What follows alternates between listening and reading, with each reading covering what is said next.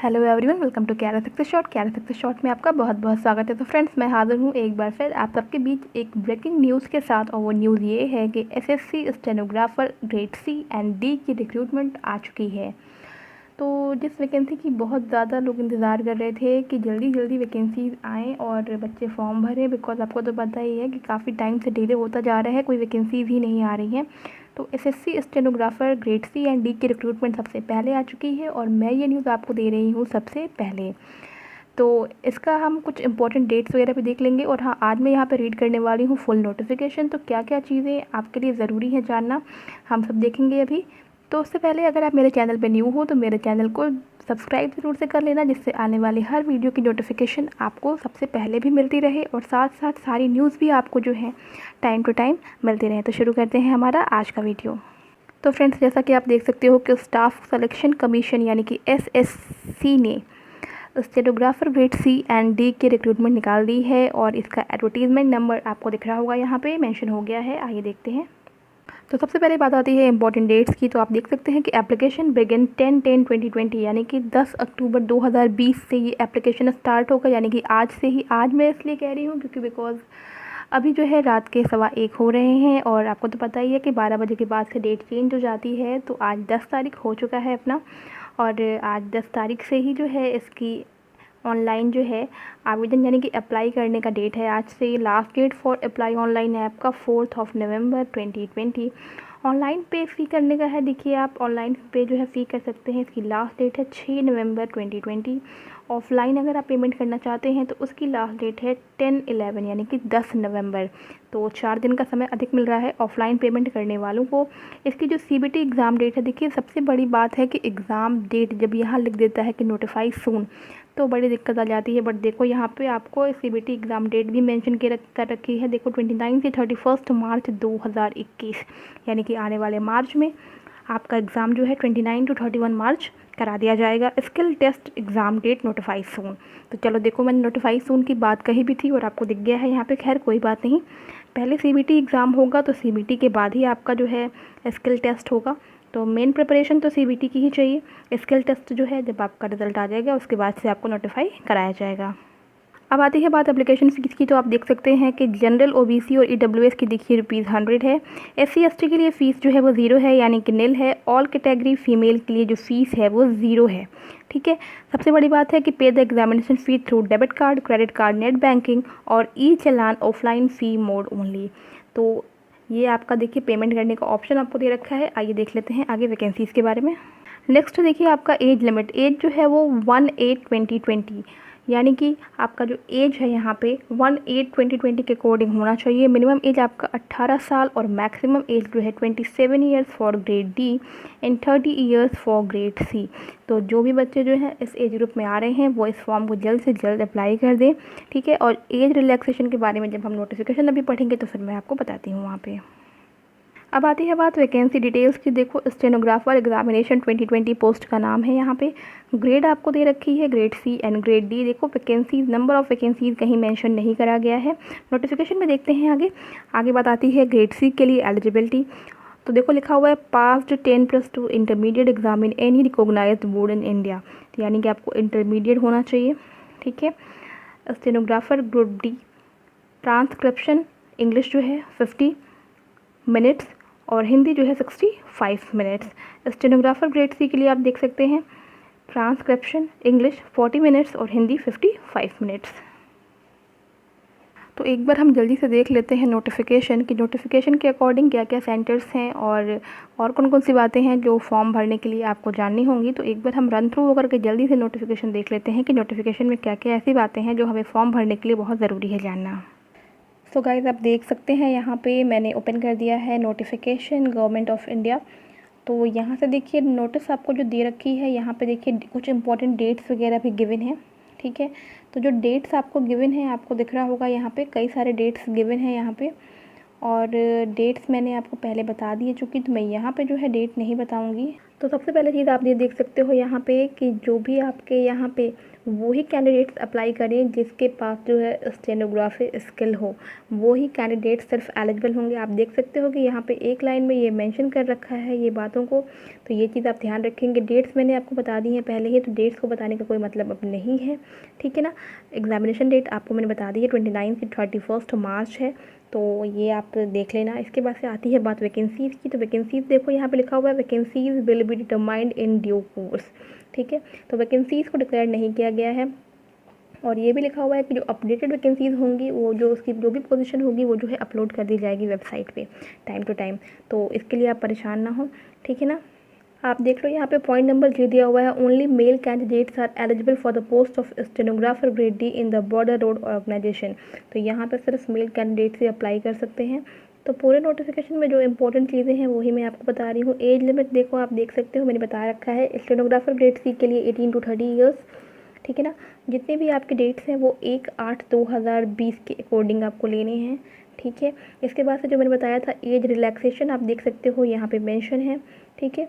SC/ST के लिए जो है 5 ईयर्स है, OBC 3 ईयर्स, PWD अनरिजर्व्ड के लिए 10 ईयर्स, PWD OBC के लिए 13, PWD SC/ST के लिए 15 ईयर्स, ठीक है।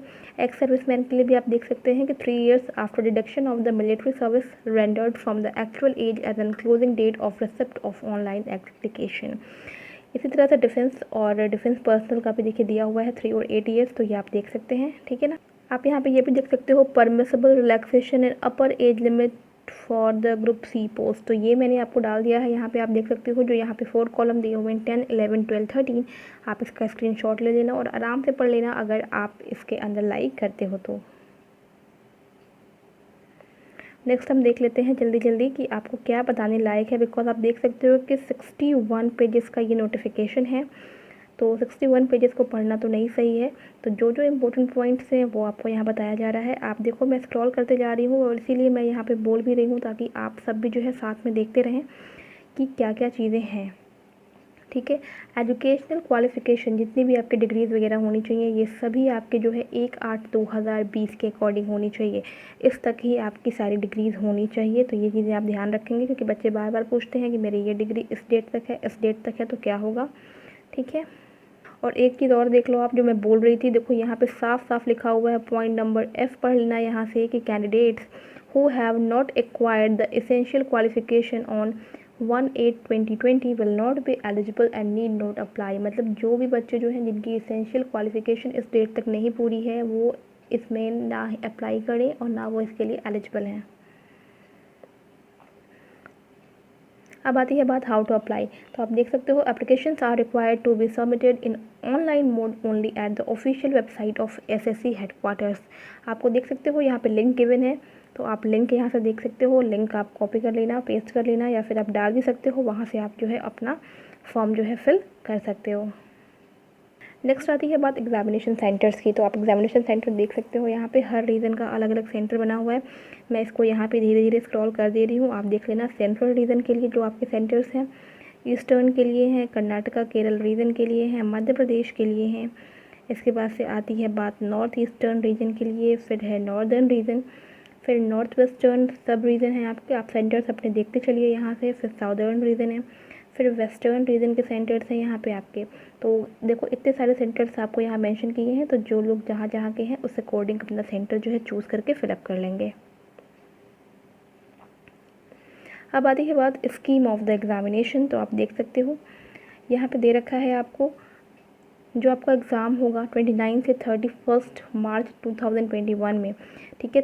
इसमें जो है सब्जेक्ट देखो 3 है, general intelligence and reasoning, second है जनरल अवेयरनेस, तीसरा है आपका इंग्लिश लैंग्वेज एंड कॉम्प्रिहेंशन। तो जनरल इंटेलिजेंस और रीजनिंग के 50 क्वेश्चन होंगे, मैक्सिमम मार्क्स भी 50, जनरल अवेयरनेस के भी 50 क्वेश्चन 50 मार्क्स। एंड आती है बात इंग्लिश लैंग्वेज एंड कॉम्प्रिहेंशन, तो यहाँ पे आपको 100 क्वेश्चन मिलेंगे विद 100 मार्क्स। टोटल ड्यूरेशन दी जाएगा आपको 2 आवर्स, ठीक है ना। और आपको ये भी बता रखा है यहाँ पे कि 2 आवर्स 40 मिनट दिए जाएंगे for the candidates eligible for the scribe as per para 7A and 7P। एक चीज़ और मेंशन किया गया है कि question paper will be of objective type multiple choice only, तो आपका जो क्वेश्चन पेपर होगा वो मल्टीपल चॉइस होगा। ये चीज़ें आप अपने ध्यान में रखेंगे। और क्वेश्चन पेपर का जो मीडियम होगा वो इंग्लिश एंड हिंदी होगा, ठीक है। नेगेटिव मार्किंग भी यहाँ पे देखिए करा गया है। 0.25 मार्क्स जो है हर एक गलत आंसर के लिए जो है काटा जाएगा। इसलिए आपको अपना आंसर देते वक्त ये ध्यान रखना है कि आपने जो है क्वेश्चन जो कंप्लीट वहाँ किया है वो सही है या नहीं है। नॉर्मलाइजेशन यहाँ पे करा जाएगा। देखिए आपको दे रखा है यहाँ पे कि नॉर्मलाइजेशन किया जाएगा। ठीक है, आपको जो है आयोग के द्वारा जो भी आपको आंसर की प्रोवाइड की जाएगी उस पर अगर आपको कोई आपत्ति होती है तो आप 100 रुपीज़ पर क्वेश्चन के बेस पे जो है वहाँ पे अपना आपत्ति जो है दर्ज करा सकते हैं। तो ये चीज़ आपको जानना चाहिए और ये सही है कि आप अगर किसी क्वेश्चन में आपको लगता है कि नहीं ये क्वेश्चन गलती हो गई है वहाँ से, तो आप 100 रुपीज़ पर क्वेश्चन दे करके वहाँ पर इसको जो है सही कराने के लिए अपना आपत्ति जो है वो भेज सकते हैं। तो आपका देखो सिलेबस भी यहाँ दे रखा है, indicative syllabus for the computer based mode examination. देख लेना आप, जनरल इंटेलिजेंस एंड रीजनिंग यहाँ पे दे रखा है आपको। ठीक है, आप इसका स्क्रीनशॉट ले सकते हो चाहो तो। फिर आती है बात जनरल अवेयरनेस की, इसके बाद से देख लेना आप। फिर आती है बात इंग्लिश लैंग्वेज एंड कॉम्प्रिहेंशन की, तो यहाँ से आप चाहो तो इसका भी ले सकते हो स्क्रीनशॉट। इसके बाद से आता है स्किल टेस्ट इन स्टेनोग्राफी। ठीक है, तो यहाँ से आप देख सकते हो कि जो भी कैंडिडेट शॉर्टलिस्ट किए जाएंगे CBT से, उन्हें जो है अपेयर होना पड़ेगा in the skill test for the stenography के लिए। उन्हें जो है एक डिक्टेशन दी जाएगी फॉर 10 मिनट्स के लिए इन इंग्लिश और हिंदी। जैसे जो कैंडिडेट जो है वो ऑप्ट करेगा अपने एप्लीकेशन फॉर्म में at the speed of 100 word पर मिनट। ठीक है ना, यानी कि 100 वर्ड पर मिनट उसे जो है इसे करना होगा फॉर द ग्रेड ऑफ, किसके लिए, स्टेनोग्राफर ग्रेड C के लिए। और अगर उसने अप्लाई करा है स्टेनोग्राफर ग्रेड D के लिए तो उसे 80 वर्ड पर मिनट इसे कंप्लीट करना होगा। ठीक है, जो भी मैटर होगा वो आपको जो है कंप्यूटर पे आपको मिल जाएगा। तो आप देख सकते हैं यहाँ पे सारी बातें यहाँ पे लिखी हुई हैं। नेक्स्ट आपका प्रोसेस है जो डॉक्यूमेंट वेरिफिकेशन का है, तो इसके बारे में तो बताने की ज़रूरत नहीं है, आप सबको पता होगा। यहाँ पे देखो कुछ इंस्ट्रक्शंस दिए गए हैं कैंडिडेट्स को बिफोर अप्लाइंग द फॉर्म। तो आप देख सकते हो, मैं धीरे धीरे इसको स्क्रॉल कर दे रही हूँ, आप इसको चाहो तो एक बार पढ़ सकते हो। वैसे मैं आपको हिंदी में बताते भी चले जा रही हूँ कि आपको जो है क्या करना है। जब भी ये फॉर्म भरना है उसके पहले सारे इंस्ट्रक्शंस को अच्छे से पढ़ लेना है। ओके, उसके बाद से ये भी आपसे कहा जा रहा है कि लास्ट डेट का वेट मत करिए। लास्ट डेट में बहुत ज़्यादा भीड़ हो जाती है एप्लीकेंट्स की, इसलिए सर्वर वगैरह भी डाउन हो जाता है। इसलिए आप जितना जल्दी हो सके पहले ही जो है अपना जो है फॉर्म को फिलअप कर लें। ठीक है, जो भी कैंडिडेट्स जो है रिजर्वेशन ले रहे हैं, जो भी रिजर्वेशन बेनिफिट ले रहे हैं, वो ये ध्यान में रखें कि उनके पास उसका जो सर्टिफिकेट होता है वो सब चीज़ें उनके पास पहले से होनी चाहिए। तो देखो यहाँ पे दिया हुआ है procedure of filling online application. तो यहाँ पे आप देख सकते हो कि 2 पार्ट में आपको जो है फिल करना है। पहला है 1 टाइम रजिस्ट्रेशन और दूसरा है filling of online application for the examination. तो 2 पार्ट में है, परेशान नहीं होना। पहला पार्ट जो है वो 1 टाइम रजिस्ट्रेशन है, मैं दिखा दे रही हूँ एक बार प्रोफार्मा आपको उसका। ठीक है ना, तो आप उसको देख लेना। आप यहाँ से इसको पढ़ भी सकते हो। देखो पार्ट 1 दिया हुआ है यहाँ पे 1 टाइम रजिस्ट्रेशन में। यहाँ पे आपको वेरीफाई करना होगा मोबाइल नंबर, ईमेल आईडी, ठीक है, थ्रू OTP के, और आधार नंबर अगर आपको देना है। अगर नहीं देना है तो उसकी जगह अगर आपके पास नहीं है तो फिर आप यहाँ पे देख सकते हो कुछ ऑप्शंस आपको दिए हैं, यहाँ से आपको यूज़ करना होगा। तो क्या क्या चीज़ें आपको देखिए मिलेंगी फॉर्म में भरते टाइम। फर्स्ट रजिस्ट्रेशन के लिए देखिए 1 टाइम रजिस्ट्रेशन जो है आप देख सकते हो यहाँ पे पहला ऑप्शन है डू यू हैव आधार। अगर है तो फिर आपको आधार नंबर देना है, उस नंबर को वेरीफाई कराना है। फिर आपको टाइप ऑफ आईडी देना है, आईडी नंबर देना है। फिर नेम देना है, verify name, have you ever change name, new name, father's name, verify father's name, mother name. फिर वेरीफाई करना है मदर नेम को, डेट ऑफ बर्थ देना है, वेरीफाई करना है डेट ऑफ बर्थ को। फिर आती है बात मैट्रिकुलेशन की, उसके बाद से education board, verify education board, roll number, मतलब हर चीज़ को देखो यहाँ पे वेरीफाई कराया गया है। ठीक है, ईयर ऑफ पासिंग वेरीफाई कराना है, जेंडर, उसके बाद से आता है वेरीफाई जेंडर। फिर लेवल ऑफ आपका जो एजुकेशन क्वालिफिकेशन है, मोबाइल नंबर देना है, verify mobile number, email ID और वेरीफाई ईमेल आईडी। उसके बाद से आप यहाँ से सेव करेंगे और आगे बढ़ेंगे आप। तो आप देख सकते हो यहाँ पे 11th वाला देखो कैटेगरी है, फिर verify category, nationality, identification marks. तो जो भी आपका आइडेंटिफिकेशन मार्क हो आप यहाँ मेंशन कर देना। और are you a person with benchmark disability, yes no, जो भी आपको भरना हो। टाइप ऑफ डिसेबिलिटी अगर येस है तो आपको डालना होगा। फिर डिसेबिलिटी सर्टिफिकेट नंबर भी डालना होगा ताकि कोई बच्चा झूठ ना बोल सके। परमानेंट एड्रेस, फिर स्टेट है आपका, डिस्ट्रिक्ट है, पिन कोड है। फिर आपका देखो is present address same as permanent address, अगर सेम है तो येस, अदरवाइज़ नो कर सकते हो। फिर प्रेजेंट एड्रेस भी आपको डालना होगा, स्टेट डालना है, डिस्ट्रिक्ट डालना है, पिन कोड है, फिर contact details for other nationals. फिर आप यहाँ से क्या करेंगे, नेक्स्ट कर देंगे। सेव करना हो तो सेव कर सकते हैं, फिर या तो नेक्स्ट कर देंगे। यहाँ पे एक डिक्लेरेशन दिया हुआ है कि आपके द्वारा जो भी जानकारी यहाँ पे दी गई है वो सभी है और आपके नॉलेज में बेस्ट है। उसके बाद से आपको आई एग्री पे क्लिक करना है और उसके बाद से यहाँ से आप अपना फॉर्म जो है फाइनल सबमिट कर सकते हैं। ये तो हो गया आपका वन टाइम रजिस्ट्रेशन। फिर आती है बात यहाँ पे देखो पार्ट 2 ऑनलाइन एप्लीकेशन फॉर्म। इसमें क्या करना होता है, यहाँ पे आपको जो है stenographer grade C and D examination का जो है प्रॉपर क्या करना होगा, सारे डेटा को जो है एंट्री करना होगा। तो मैं आपको दिखा देती हूँ यहाँ पे क्या क्या है। देखो stenographer grade C and D examination 2020 जो भी इंस्ट्रक्शंस है, आपको देखो कैंडिडेट्स नेम भरना है एज़ पर मेट्रिकुलेशन सर्टिफिकेट, ठीक है। अगर कोई न्यू चेंज नेम है तो वो भी आप डाल सकते हैं, फादर्स नेम, मदर्स नेम, फिर आपका डेट ऑफ बर्थ, फिर एज जो आपका होगा, gender, category, whether the person with disability, अगर येस है तो फिर आपको टाइप ऑफ डिसेबिलिटी यहाँ पे एलेबोरेट वाली जो है डिस्क्राइब करना होगा, और फिर नेशनलिटी जो भी है आपकी, मार्क ऑफ विजिबल आइडेंटिफिकेशन, फिर मैट्रिकुलेशन में बोर्ड बताना है, फिर रोल नंबर बताना है मैट्रिकुलेशन का, फिर ईयर ऑफ पासिंग, फिर do you possess the knowledge of stenography, अगर येस है तो येस, अगर येस होगा तभी आप ये फॉर्म भर रहे हैं तो येस ही होगा सबके लिए। प्रेफरेंस ऑफ एग्जामिनेशन सेंटर्स आप देख सकते हो यहाँ पे 3 देखो आपको यहाँ मेंशन किया हुआ है, और हाँ 3 ही है, देखो नीचे तो है नहीं, तो 3 सेंटर्स आपको देने हैं। नेक्स्ट आती है बात वेदर एक्स सर्विसमैन, फिर date of discharge from the armed forces, फिर आपका है नेक्स्ट है have you already joined the civil post by availing benefit of reservation for ex serviceman. फिर आता है बात डेट ऑफ ज्वाइनिंग, फिर आपका देखो देख सकते हो length of service in armed force, ठीक है। नेक्स्ट है आपका whether suffering from cerebral palsy, उसके बाद से अगर येस है तो फिर टेक्स्ट आप देख सकते हो आपका जो है यहाँ पर भी दिया हुआ है। फिर आपसे पूछ रहा है वेदर स्क्राइब इज़ रिक्वायर्ड, फिर will you make your own arrangement of scribe, ये भी देना है आपको। अगर if scribe is to be arranged by SSC then indicate medium, ठीक है, किस मीडियम में आप स्किल टेस्ट देना चाहते हैं, इंग्लिश, हिंदी, आपको 2 ऑप्शन मिलेगा, आप अपना चूज़ करना। उसके बाद से कंफर्म करेंगे फिर किस पोस्ट के लिए आप अप्लाई कर रहे हैं, ग्रेड सी, ग्रेड डी, तो ग्रेड सी या डी जो भी आप फिल करना चाहें। Whether seeking for the age relaxation, अगर येस है तो येस, अदरवाइज़ नो करेंगे।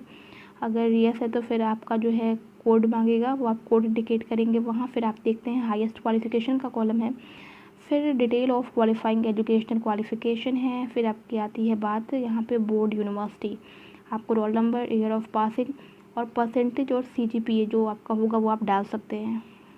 नेक्स्ट है जो आपका कॉलम होता है 24, आप देख सकते हो येस और नो, ये आप करना चाहो तो। नेक्स्ट है आपका पोस्टल एड्रेस है, state, district, pin, permanent address, state, pin, mobile number, email.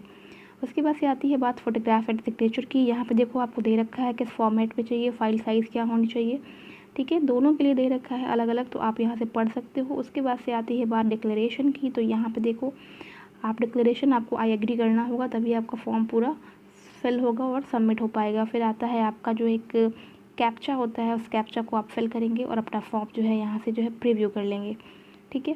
Preview करेंगे तो आपको समझ में आ जाएगा आपका फॉर्म सही है, आप एक बार चेक कर लेना और उसके बाद से अपने फॉर्म को फाइनल सबमिट कर लेना। पेमेंट का ऑप्शन देखो यहाँ पे, अगर फॉर्म में अगर आपको देना होगा पेमेंट तो उसके बाद से आपका पेमेंट का ऑप्शन आ जाएगा, अपना पेमेंट आप फिल कर सकते हो। बाकी नीचे कुछ ऐसी चीज़ें नहीं हैं बताने की, और अगर कुछ और जानना होगा तो इस बारे में आप मेरे से पूछ सकते हो।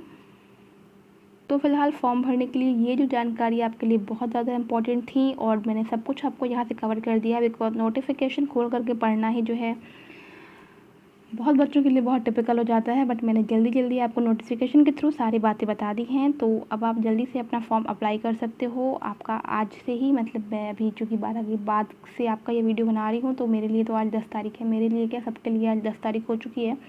तो जल्द से जल्द अपना फॉर्म भर दें और तैयारी शुरू करें, बिकॉज सीबीटी की डेट भी आपको पता चल गई है। तो आई होप फ्रेंड्स कि आपको ये जानकारी अच्छी लगी होगी। सो वीडियो को लाइक और शेयर ज़रूर से कर देना और मेरे चैनल को सब्सक्राइब कर देना और बेल ज़रूर से बजा देना ताकि मेरे आने वाले हर वीडियो की नोटिफिकेशन जो है सबसे पहले आपको मिल सके। तो मिलते हैं अपने नेक्स्ट वीडियो में। Till then take care and bye bye.